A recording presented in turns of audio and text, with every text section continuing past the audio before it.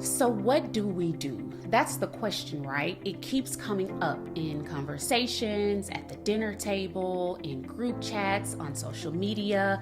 People are asking, what can we do? And I get it. There is so much happening locally, statewide, nationally. Everywhere you look, there is injustice, struggle, tragedy, strife, uncertainty. The weight of it all can be extremely overwhelming. It feels like standing in the middle of a storm, looking around, trying to figure out where to even begin. Hey y'all, welcome to my YouTube channel where we learn together, take action together, and reflect together. My name is Tamira, and thank you so much for being here. A friend asked me this recently, Tamira, what are we going to do? And in that moment, y'all, I didn't have a strong answer. Honestly, I feel like I responded selfishly, not because I didn't care, but because I felt overwhelmed too. The burden of tragedy after tragedy, every time I open up my phone or turn on the TV, there's another breaking news story, and I haven't even processed the last one. It's relentless, it's exhausting. So when she asked me that question, I was just like, girl, I don't know. I can't even worry about it. It's outside of my expertise. And I meant it in that moment, not because I was indifferent or didn't care, but because I felt exhausted, overwhelmed, and powerless. But if I could go back, if I had the chance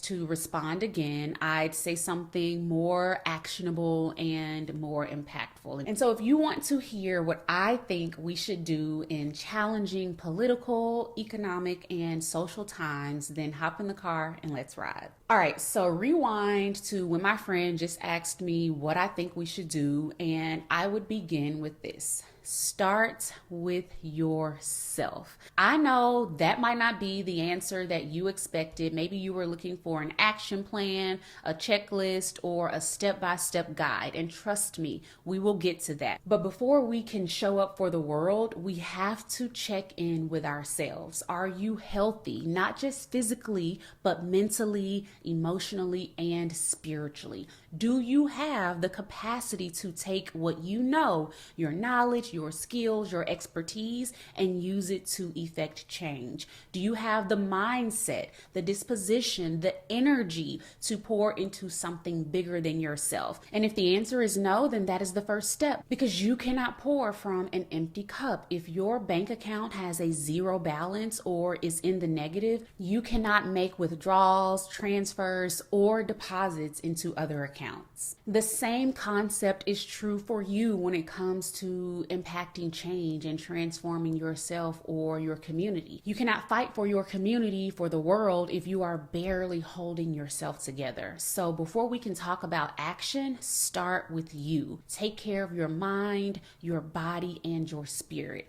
One of my favorite quotes by Maya Angelou is, I seem to have more than I need, and you seem to have less than you need. And so I am going to share my excess with you. And that's the goal, to get to a place where we have more than we need, where we are whole enough, steady enough, and resourced enough to pour into others. When we reach that place, we can share our excess, our time, our knowledge, our energy, and resources with our communities, with the world, with intention of making progress and creating real change. But again, to do that, we have to make sure we are in a position to sustain the work. We have to move with clarity and purpose, not from a place of depletion or reaction, but from a place of strength and intention. And when we feel strong enough, when we feel ready, we ask, what do I have to give? And let me say this, every single one of us,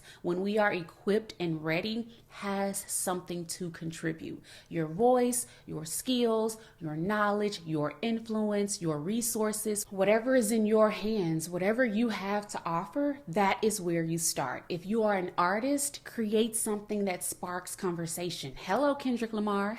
If you are an educator, teach the truth unapologetically. If you are a writer, document what's happening. If you have money, donate. If you have time, volunteer. If you have a platform, use it. And it doesn't have to be big. It doesn't have to be loud. It just has to be intentional. And once you start, once you take that first step, you keep going. I've heard the saying, a journey of 1,000 miles starts with one step, and that's what I mean. Take that first step and just keep going. And then you reflect, you adjust, you learn. You don't just move blindly, you engage in the cycle of knowledge, action, and reflection. And what do I mean by knowledge, action, and reflection? Knowledge is about understanding the world to change it. It's more than just facts and information. It is deep awareness, consciousness, and understanding of the world around us. If we want to change society,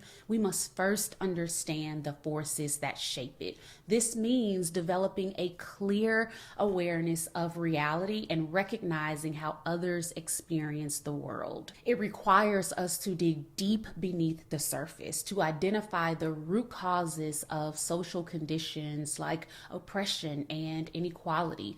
We have to recognize how history, economics, culture, and politics shape the present moment. Current events are not random. They are patterns, part of larger systems that have existed long before us. Knowledge is the foundation of transformation. It gives us clarity, direction, and purpose. Without knowledge, action is scattered, reactionary, and often ineffective. With knowledge, we move with intention, ensuring that our efforts contribute to meaningful and lasting change. Action is about doing something with the knowledge you have, because knowledge alone is not enough. Awareness without action allows the way things currently are, or the status quo, to continue unchanged. To create meaningful change, we must take deliberate steps to reshape reality. Action is how we move from ideas to measurable change and impact. It must be intentional and purposeful. It must focus on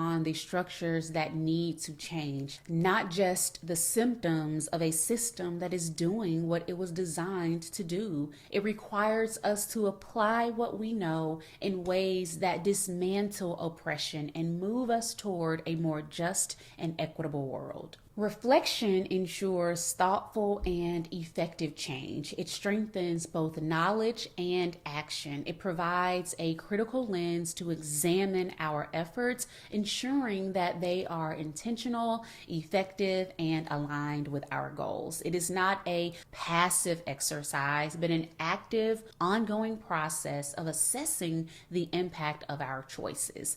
Reflection happens before, during, and after action. It requires us to step back and ask, is this working? Is this actually helping? Because sometimes, even with the best intentions, we fail to see the bigger picture. Without reflection, activism can become reactionary and short-sighted, leading to efforts that feel urgent but don't create lasting change. By engaging in deep reflection, we gain greater clarity, refine our approach, and sharpen our actions. In this way, critical reflection becomes a form of action itself, pushing us to engage with the world in ways that are more meaningful, strategic, and transformative.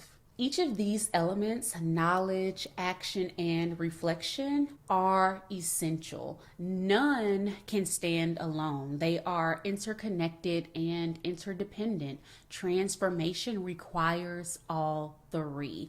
We must understand the world deeply, take action to change it, and reflect to refine our efforts. Without knowledge, action is misguided. Without action, knowledge is meaningless. Without reflection, we risk repeating mistakes instead of making real progress. Every transformation, whether in education, social justice, or community building, is inherently educational, meaning meaningful change requires engaging in a continuous cycle of knowledge, action, and reflection. Through this process, we don't just imagine a better world, we take the necessary steps to build it.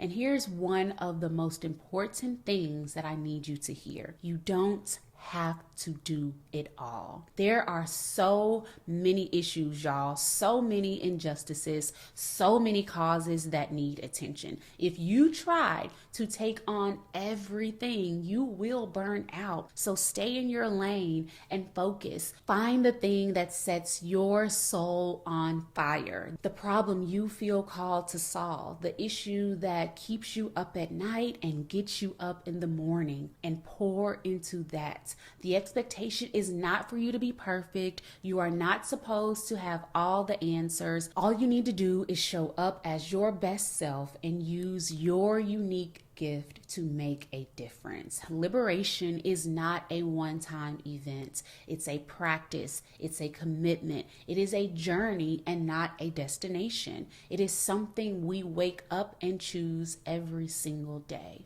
So if you're asking, what do we do? I invite you to subscribe to my newsletter. It is linked in the description box. I create content to equip people with the knowledge, skills, and dispositions to impact change in their lives and in their community. So please subscribe, stay in the car with me, and keep riding. We will continue learning together, taking action together, and reflecting together. I love y'all. Take care of yourselves, and I'll see you next time. Bye.